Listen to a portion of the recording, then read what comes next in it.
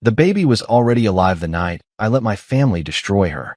I didn't find the ultrasound photo until 3 days after Claire disappeared.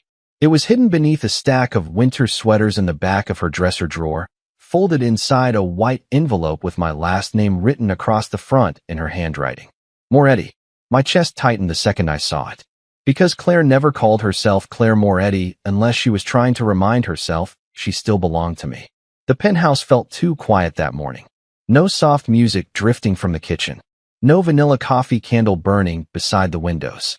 No Claire curled beneath the gray blanket on the couch pretending to read while secretly waiting for me to stop working and sit beside her. Just silence. Cold, heavy silence pressing against the walls like a storm waiting to break the glass. Rain slid down the floor-to-ceiling windows overlooking Manhattan, blurring the skyline into silver streaks. 29 floors above the city, surrounded by more money than most people would ever touch in their lives, I had never felt poorer.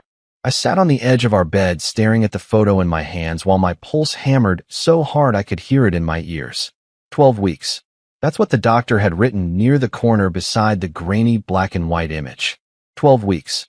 My wife had been carrying our child while standing alone at that dinner table 3 nights earlier, while my mother humiliated her in front of 20 people, and I did absolutely nothing to stop it. I closed my eyes, and the memory slammed into me instantly. Crystal chandeliers. Expensive wine. My mother's diamond bracelet tapping against her champagne glass, while she smiled that cold smile perfected by rich women who destroyed people politely. "She's lovely, Damien," she'd said softly enough for everyone to hear. But are we seriously pretending she belongs in this family? Claire had frozen beside me. I remembered that part clearly now. The way her fingers tightened around the stem of her water glass. The tiny tremble in her shoulders. The hurt she tried to hide behind that calm expression she always wore whenever someone richer than her tried to make her feel small. She looked at me then. God, that was the part destroying me now.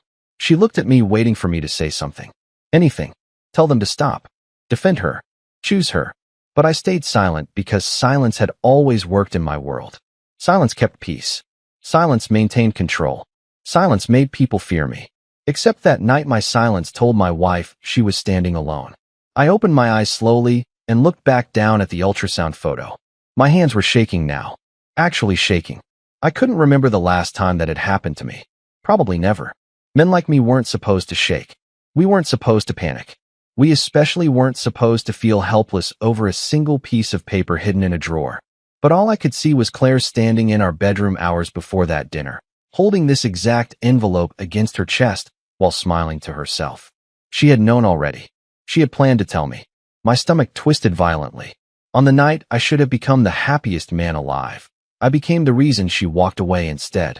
I stood abruptly and crossed the room toward her dresser again. The drawer was still open. Inside, beneath the sweaters, I noticed something else folded carefully near the back corner. A handwritten note. My breathing stopped before I even picked it up. The paper was soft from being folded too many times. Claire always folded things when she was nervous. I unfolded it slowly. One sentence. That was all she wrote. You were supposed to hear the heartbeat first. The world tilted beneath me. I sat back down hard on the edge of the bed as Manhattan blurred outside the windows.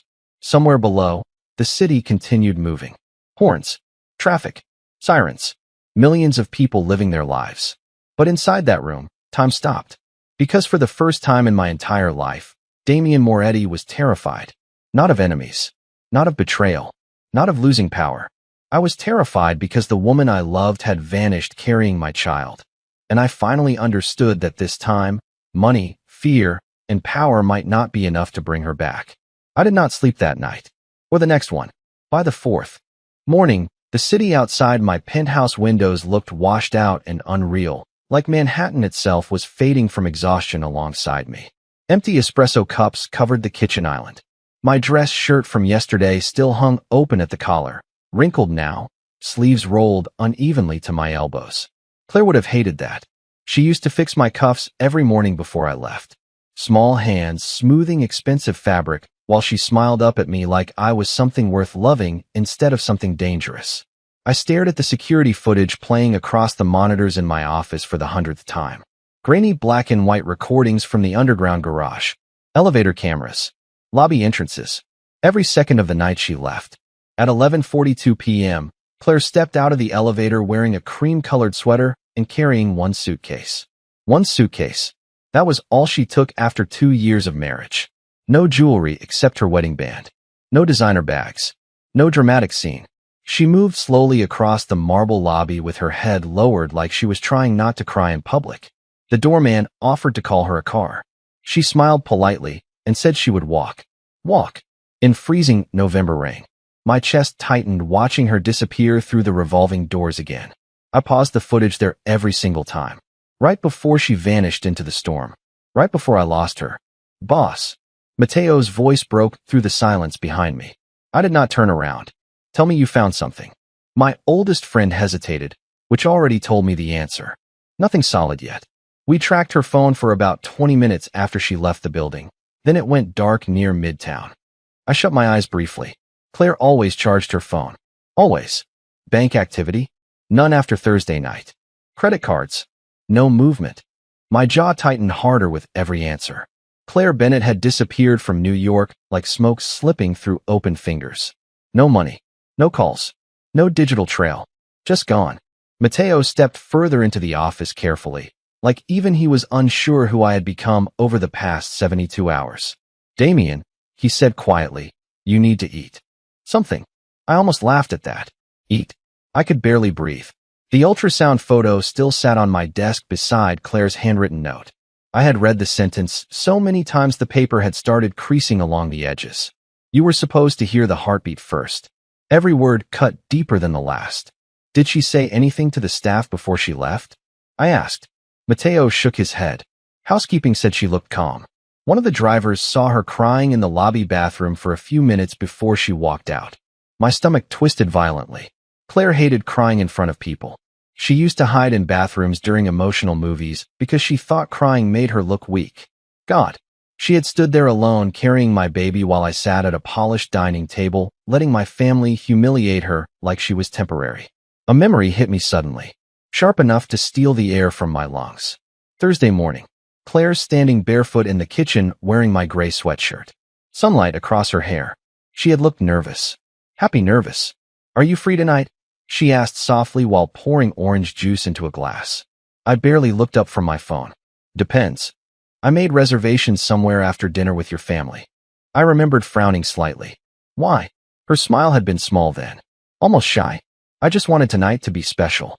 I pressed the heels of my palms into my eyes hard enough to see white flashes behind them. She had been trying to tell me.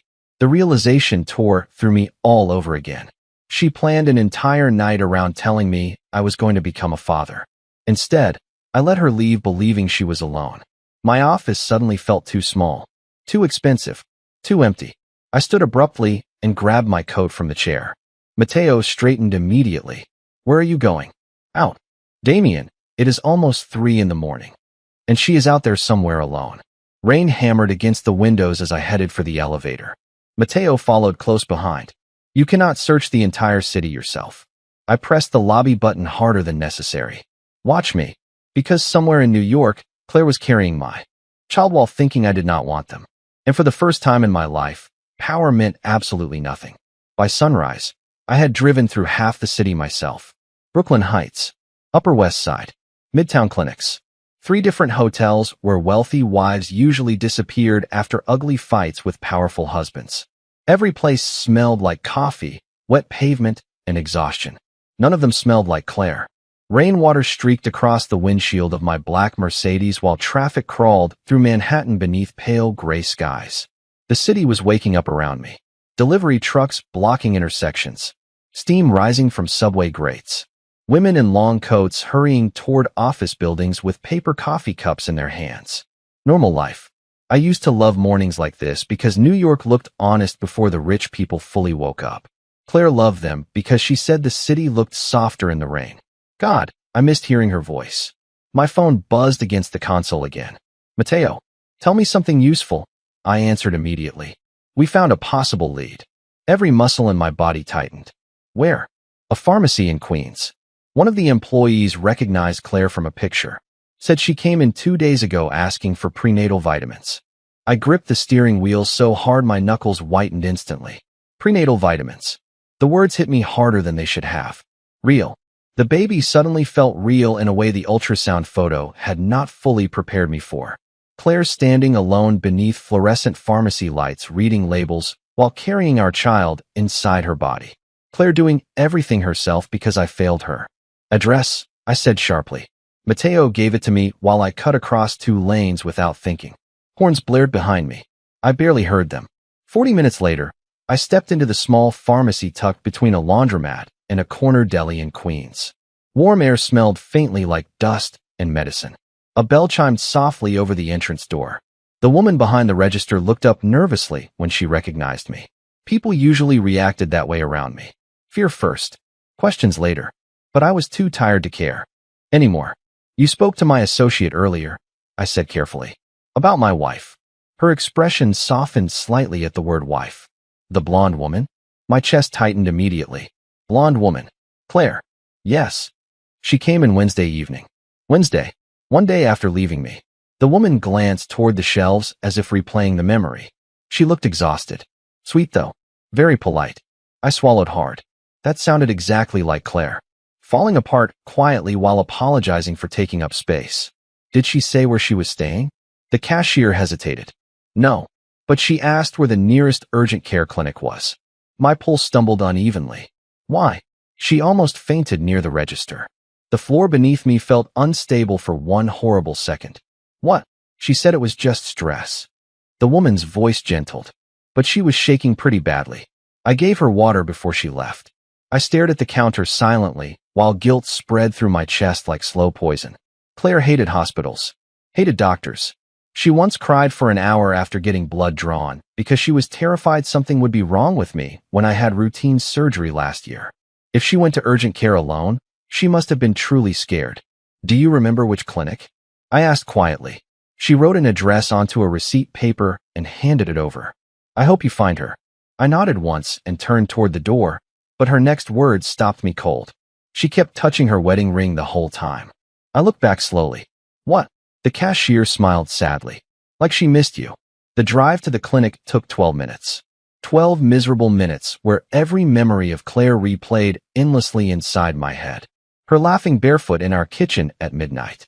Her falling asleep against my shoulder during movies she pretended she was not emotional enough to cry over. The way she whispered my name softly when she thought I was asleep beside her. I parked illegally outside the urgent care center and walked in immediately.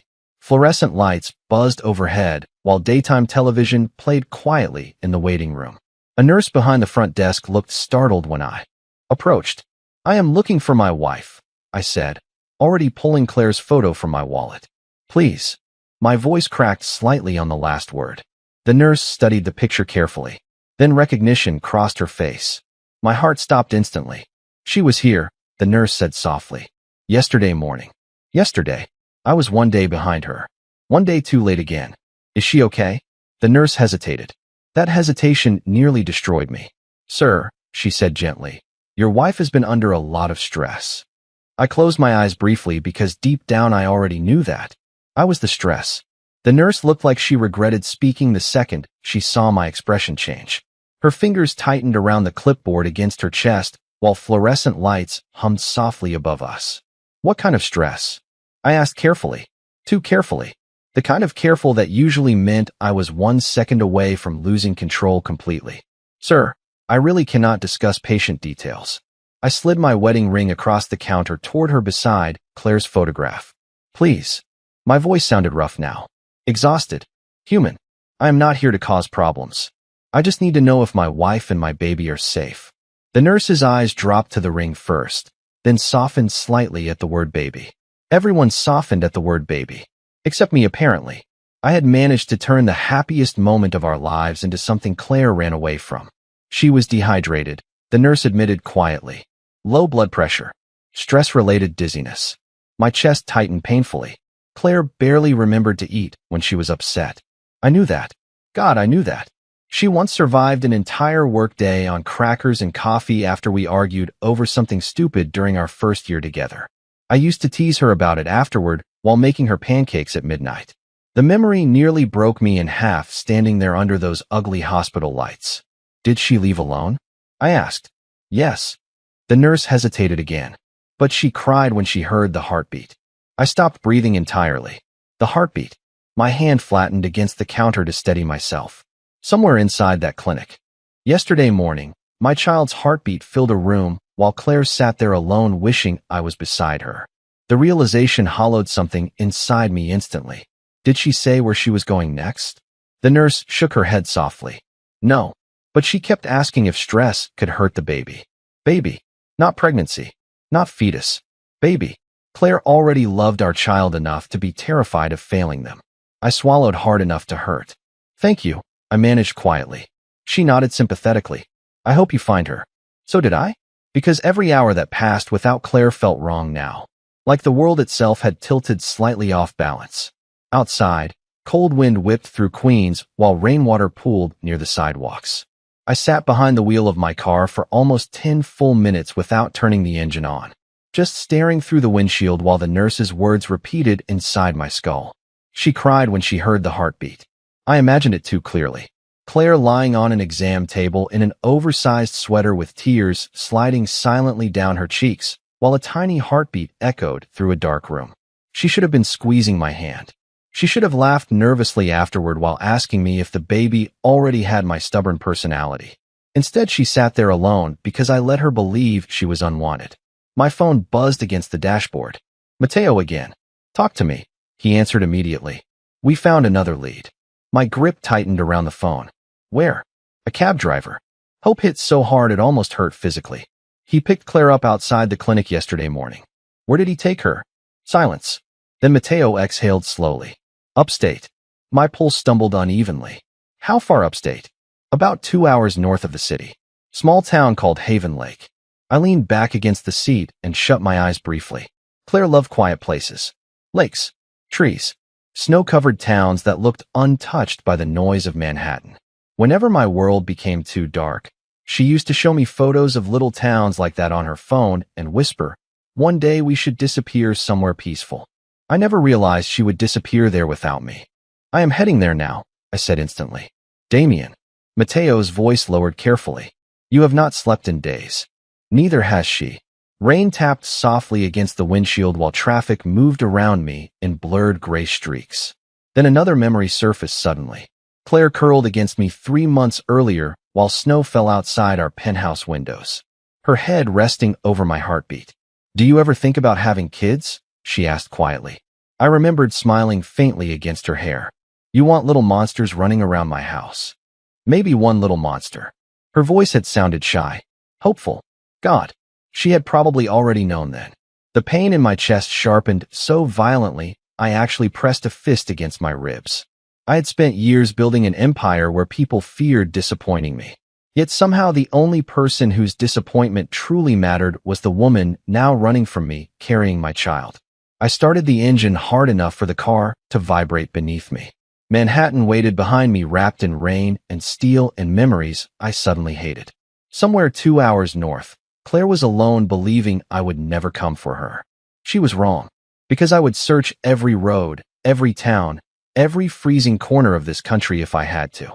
Not because she belonged to me, but because I finally understood something too late. My life stopped feeling like home the second she walked out of it. The farther I drove from Manhattan, the quieter the world became. Steel skyscrapers faded behind me until the roads narrowed into winding highways lined with bare November trees and small gas stations glowing beneath pale morning light. Haven Lake appeared just after noon beneath low gray clouds and drifting fog. It looked exactly like the kind of place Claire used to show me on her phone late at night. Small bookstores, family diners, snow beginning to gather along sidewalks. The kind of town where nobody cared about power or money because everyone already knew each other's names. I parked across from the lake itself and stepped out into freezing wind. The air smelled like pine trees and would smoke instead of rain and exhaust. Claire would love this place. That thought hurt more than it should have, because I suddenly understood she had not just run from me. She had run toward peace. My phone buzzed again in my coat pocket. Mateo, any updates? I asked immediately while scanning the quiet streets. The cab driver dropped her near a bed and breakfast on Maple Street. My heartbeat picked up instantly. Did he see her go inside? Yes. I was already moving before the call ended. Maple Street sat near the edge of town beside a bakery with fogged windows and Christmas lights hanging too early across the storefront.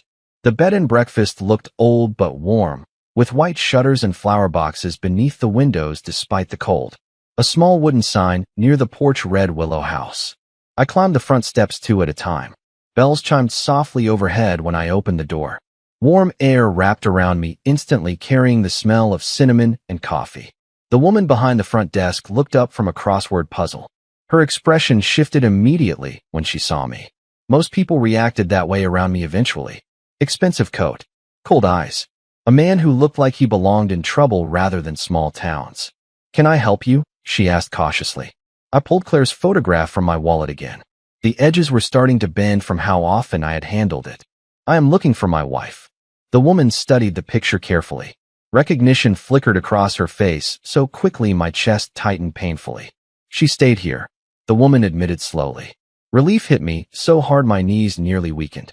Claire had been here, breathing the same warm air, sleeping somewhere under this roof while I tore Manhattan apart looking for her. "Which room?" I asked immediately. The woman frowned. "Sir, she checked out this morning." The words landed like a punch directly to my ribs. "What? Around 7. 7. I had missed her by hours.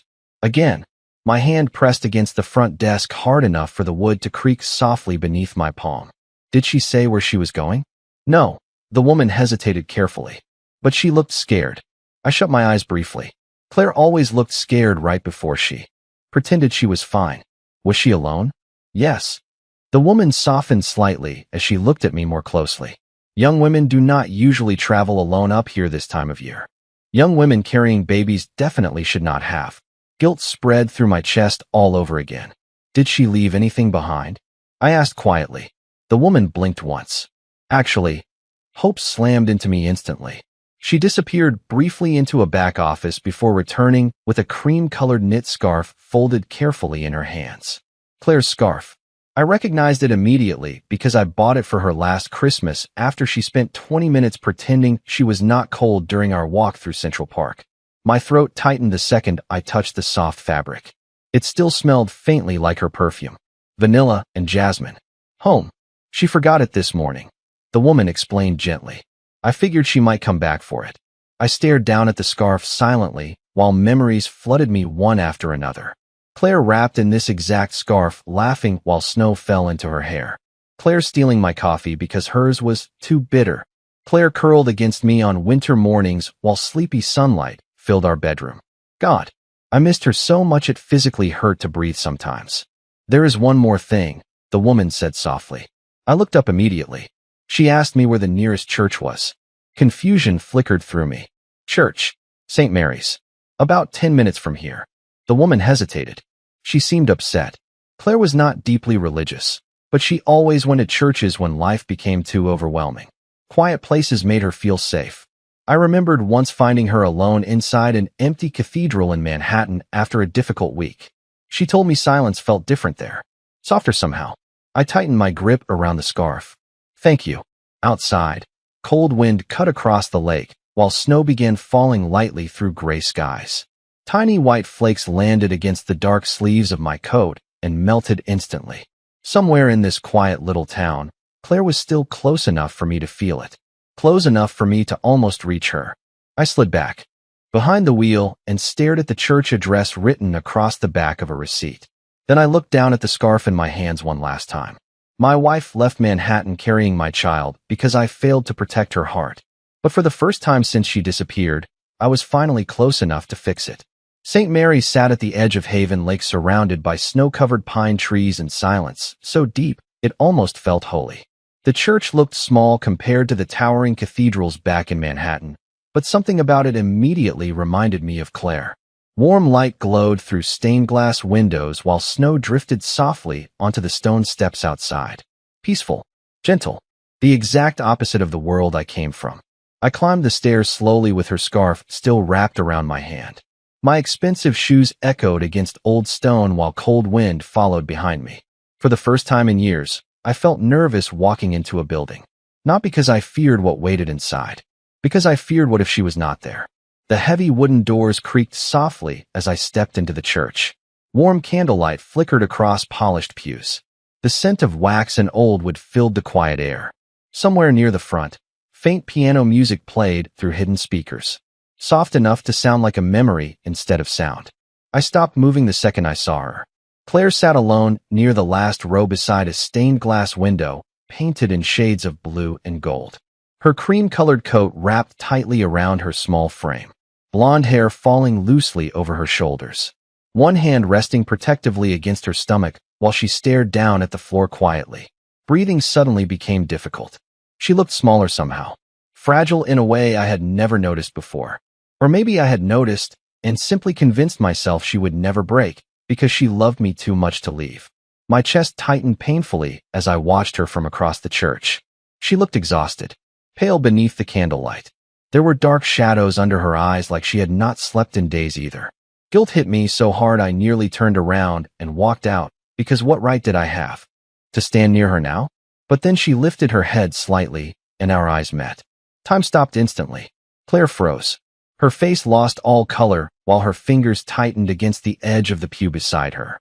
For one terrible second, neither of us moved. Snow drifted softly outside the stained glass windows while silence stretched painfully between us. "Claire," I said quietly. Her eyes filled immediately. God, that destroyed me faster than anything else could have. Claire had always cried softly. Quiet tears. Quiet pain. Even now she was trying not to break apart in front of me. She stood too quickly and swayed slightly before catching herself against the pew. Instinct moved me forward immediately. "Careful," I breathed. She stepped backward before I could reach her. That hurt more than I expected. "Do not," she whispered shakily. "Please." I stopped instantly. Because for the first time since I met her, Claire looked afraid of me emotionally instead of physically.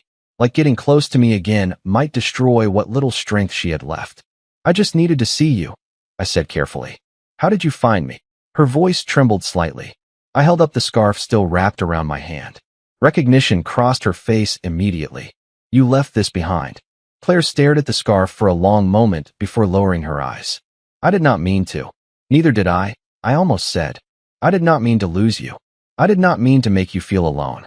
I did not mean to become the kind of man who let his wife cry in silence carrying his child." But apologies suddenly felt too small for what I had done. "You should not have come here," she whispered finally. "I know. Then why did you?" "Because I could not breathe without you. Because Manhattan feels empty now.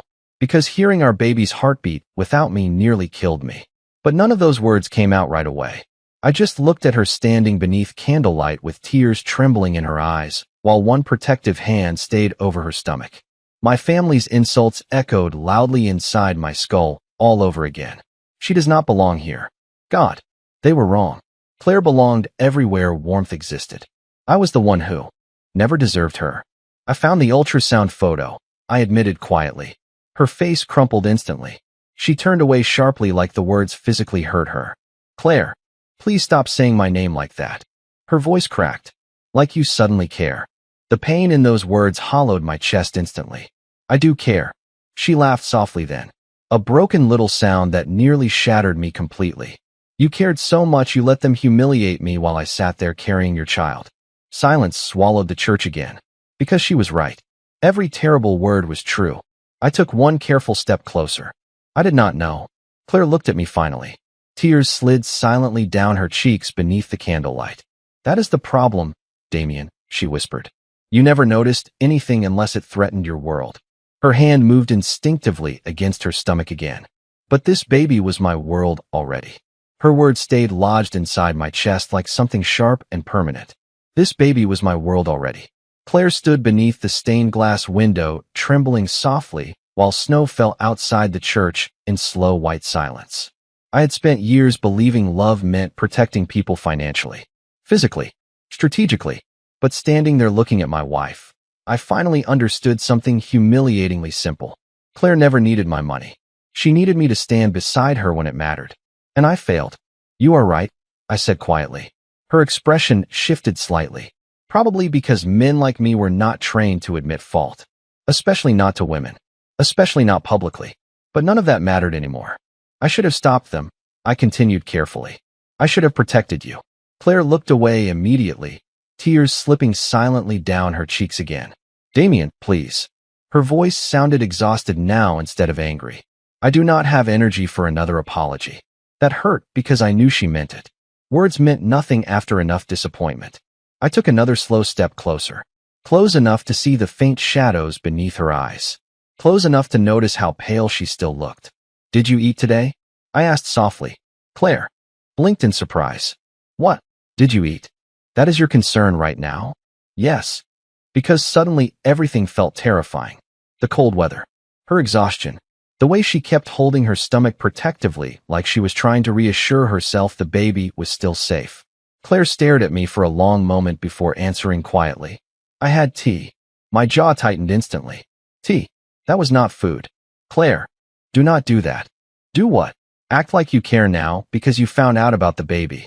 The accusation landed exactly where it should have, directly in the center of my guilt. I care because I love you, I said immediately. Her eyes closed briefly like hearing that hurt worse somehow. You loved me enough to stay silent while your mother treated me like I was temporary. I had no defense against that. None. Silence stretched between us while candlelight flickered softly across the church walls. Somewhere near the altar, an old clock ticked quietly through the stillness. Claire wrapped her arms around herself slowly. I spent 2 years trying to fit into your world, she whispered. The parties, the dinners, the way everyone looked at me like I was something embarrassing you picked up out of pity. Her voice cracked slightly, and I kept telling myself it was okay because at least I had you. God. Every word destroyed another piece of me. Then that night happened, she continued softly, and I realized I was completely alone. You were never alone. I was sitting beside you while they insulted me, and you did nothing. I swallowed hard because hearing her say it out loud sounded even uglier than the memory itself. I know. Claire laughed bitterly under her breath. You know what the worst part was? I shook my head slowly. She looked down at her stomach with tears filling her eyes again. I was so excited to tell you. The pain in her voice physically hurt to hear. I spent an hour wrapping the ultrasound photo because I wanted it to feel special. My chest tightened violently. I imagined her sitting alone in our bedroom, carefully wrapping the biggest moment of our lives, while smiling to herself, hoping I would be happy. I even practiced what I was going to say. She whispered with a shaky laugh that nearly broke me completely. I sounded ridiculous. Claire. But then your mother started talking, and everyone just watched. Her voice dropped quieter, including you. Silence swallowed us again, because she was right. Every terrible second of it. I stepped closer carefully until only a few feet separated us. I cannot change what happened, I admitted quietly. But I swear to you, if I could relive that night, nobody would ever make you feel small again. Claire looked at me finally then, really looked at me. And for the first time since I arrived, I think she noticed something different. I was tired, unshaven. My dress shirt wrinkled beneath my coat from sleeping in the car between searching hospitals and hotels and highways trying to find her. The old version of me would have sent other people to look. But I searched myself because losing Claire terrified me more than any enemy ever had. Her eyes dropped briefly toward the scarf still wrapped around my hand. Then back to my face. You drove all the way here yourself? She asked quietly. Yes. Why? The answer came out before pride could stop it. Because I could not survive not knowing where you were. Claire's breath caught softly. Tears filled her eyes all over again, while snow drifted behind her through colored glass windows. I moved one step closer. Slowly, carefully. Come home with me, I whispered. But Claire shook her head immediately. I do not know where home is anymore. And hearing that nearly shattered what was left of my heart. The silence after her words felt unbearable. I do not know where home is anymore. Claire stood beneath flickering candlelight with tears shining in her eyes, while snow drifted softly outside St. Mary's.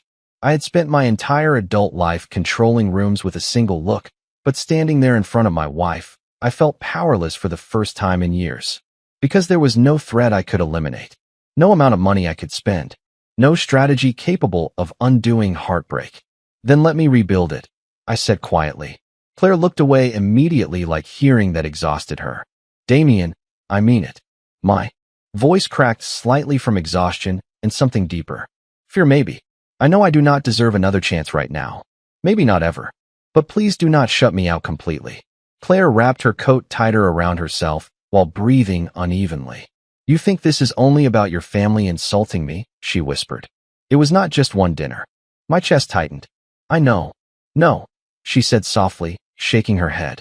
I do not think you do. Her eyes finally lifted back toward mine. Do you know what it feels like to sit at tables where everyone acts like you are invisible unless they are criticizing you? I swallowed hard. Claire, do you know what it feels like hearing women joke that you married me because I looked good beside you?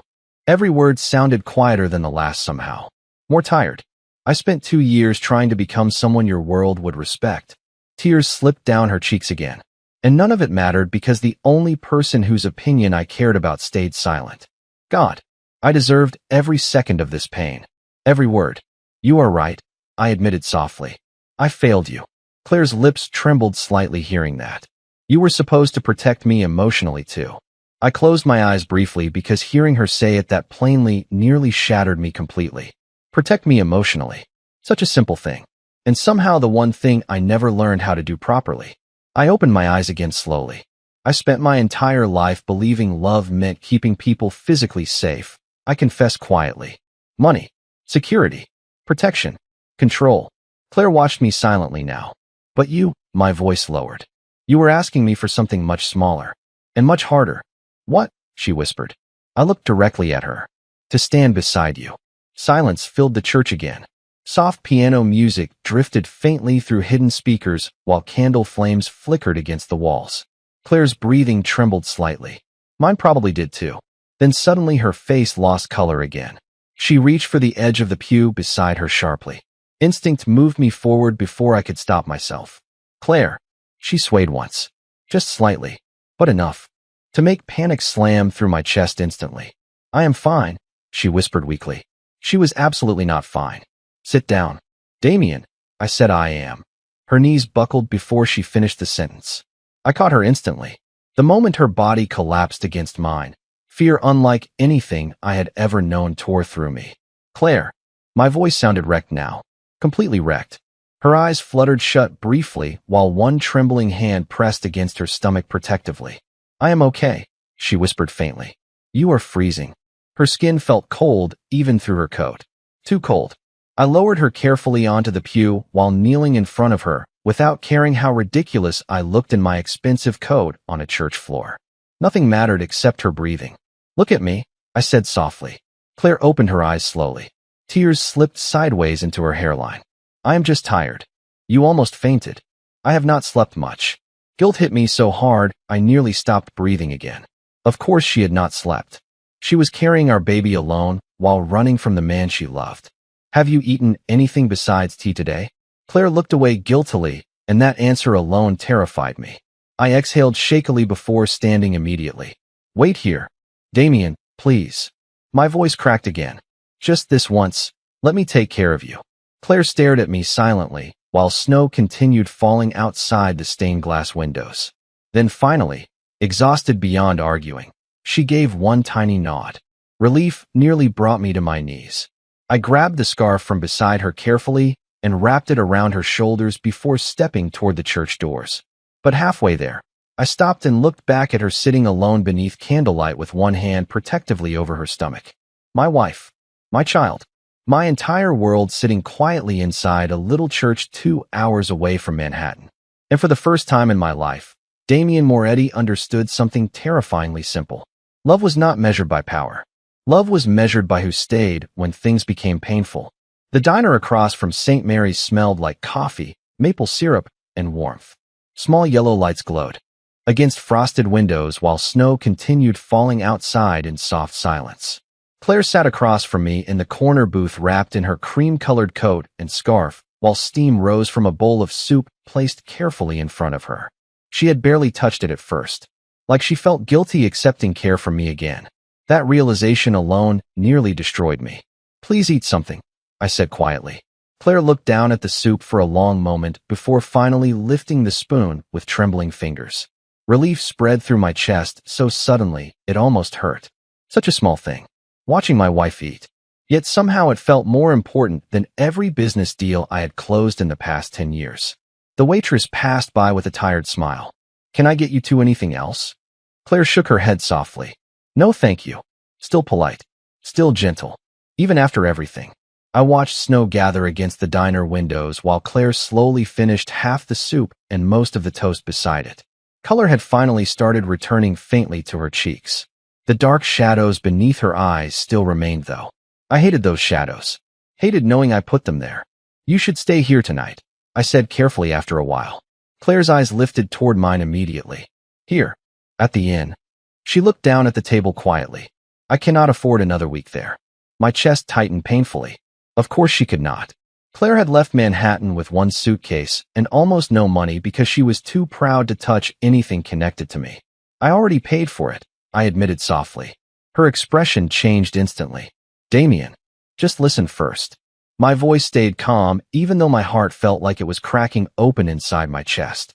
"You do not have to come home with me today. You do not have to forgive me today either." Claire stared silently while candlelight from the table flickered softly between us. "But please let me make sure you are safe while you decide what happens next." Her eyes filled again immediately. God, Claire cried more in the past hour than I had seen in the past year. Because she trusted me enough before to hide her pain. Now she was too exhausted to pretend anymore. "I do not know how to trust you right now," she whispered. Honesty would have hurt less if it came from anyone else. But hearing it from her nearly stopped my heart completely. I nodded slowly because she deserved honesty back. "I know." Silence settled between us again. Outside, snow drifted softly across Haven Lake while headlights passed through the quiet street beyond the diner windows. Then Claire reached into her coat pocket slowly and pulled something small into her hands. My breath caught instantly. The ultrasound photo. She looked down at it with tears gathering in her eyes again. "I carried this around for 3 days," she whispered softly. "I kept thinking maybe if I stared at it long enough, I would stop missing you." Pain ripped through my chest so sharply I had to look away briefly. "Claire." But every time I heard the heartbeat in my head, her voice cracked completely now. "I wanted you there." I looked back at her immediately. Really looked at her. The woman who still wanted me beside her after I gave her every reason to leave forever. I reached across the table slowly, carefully, giving her enough time to pull away if she wanted. But she did not. Her fingers trembled slightly when I took her hand. Warm, small, familiar. "Home. I am sorry," I whispered. Not polished, not strategic, just true. Not because I got caught failing you. Because I finally understand how deeply I hurt the person I love most. Claire's eyes closed briefly while tears slipped down her cheeks. "I was so scared," she admitted quietly. "Of what?" "That our baby would grow up feeling invisible beside your world too." God, that shattered me completely. Because she had not only been protecting herself, she had been protecting our child from becoming lonely in my universe of power and silence. I tightened my fingers gently around hers. "That will never happen." "How can you promise that?" I held her gaze steadily. "Because I finally learned what matters." Claire watched me silently while the diner lights reflected softly in her blue eyes. Then slowly, hesitantly, she guided my hand toward her stomach beneath the coat. My entire body went still. The second my palm rested there. Warmth. Life. My child. Our child. Emotion rose so fast inside my chest it almost stole my breath completely. Claire's eyes filled again, watching my expression. "The doctor said the heartbeat is strong," she whispered. I swallowed hard against the pressure burning behind my ribs. Then before pride could stop me, before years of cold control could pull me back into myself, tears blurred my vision for the first time in longer than I could remember. Claire's breath caught softly seeing them. I lowered my forehead carefully against her hand while snow continued falling outside the diner windows. Manhattan suddenly felt 1,000 miles away. Power, reputation, fear, none of it mattered anymore. Because in that quiet little town beside a frozen lake, one tiny heartbeat had brought Damien Moretti to his knees.